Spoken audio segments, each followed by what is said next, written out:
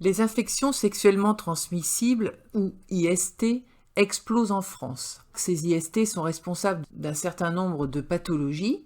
On contracte les IST à tous les âges, c'est un problème de santé publique, mais on constate que leur nombre augmente de manière très forte chez les jeunes.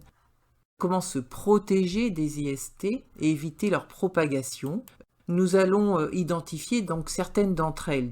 Ce sont à l'origine des infections liées à des bactéries, des virus, des champignons qui peuvent se transmettre lors des rapports sexuels, d'où le sigle utilisé.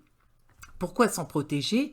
Eh bien parce qu'elles provoquent un grand nombre de stérilités, mais aussi elles sont responsables de cancers et peuvent entraîner la mort en absence de traitement.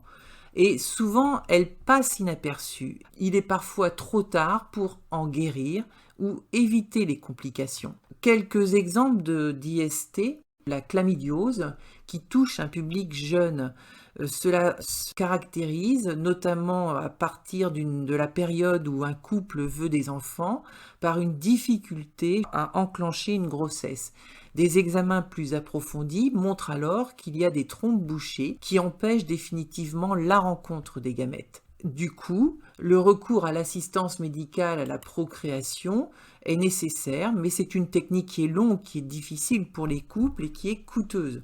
Le taux de réussite est d'ailleurs assez faible, il n'est seulement que de 22% et il diminue en plus avec l'âge de la mère. Une deuxième infection aussi importante est le sida, qui est causé par le virus VIH.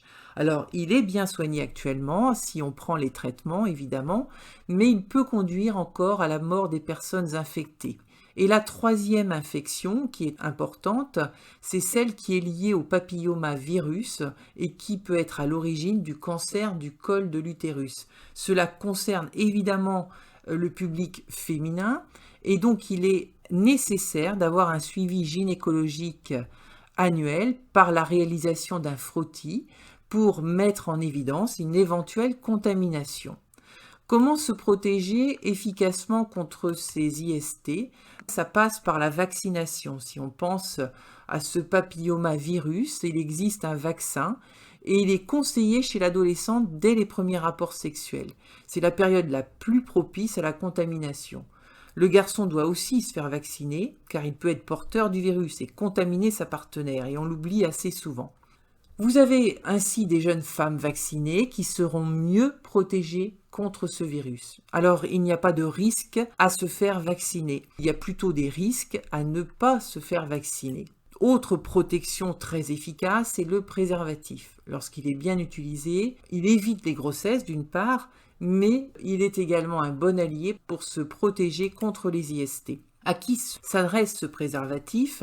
Lorsqu'il y a des partenaires sexuels différents, quand ce n'est pas une relation stable, quand il n'y a pas de contraception et que les rapports sexuels sont occasionnels, lorsque les personnes sont infectées et qu'elles ont des rapports sexuels, et lorsqu'il y a une contraception mais qu'il n'y a pas eu de dépistage effectué chez les partenaires.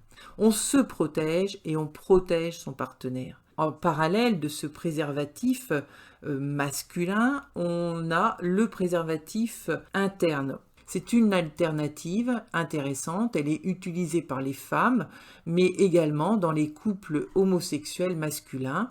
Il doit impérativement être bien utilisé et aux normes NF. Pour la pose du préservatif, il existe des sites qui expliquent clairement son mode de pose et les normes à respecter. Les infections sexuellement transmissibles sont dues à des bactéries, à des champignons ou à des virus transmissibles lors d'un rapport sexuel. Et cela peut avoir de graves conséquences sur la santé et sur la capacité à se reproduire. Il existe donc plusieurs moyens de se protéger contre les IST afin d'éviter leur propagation, dont l'usage du préservatif et la vaccination.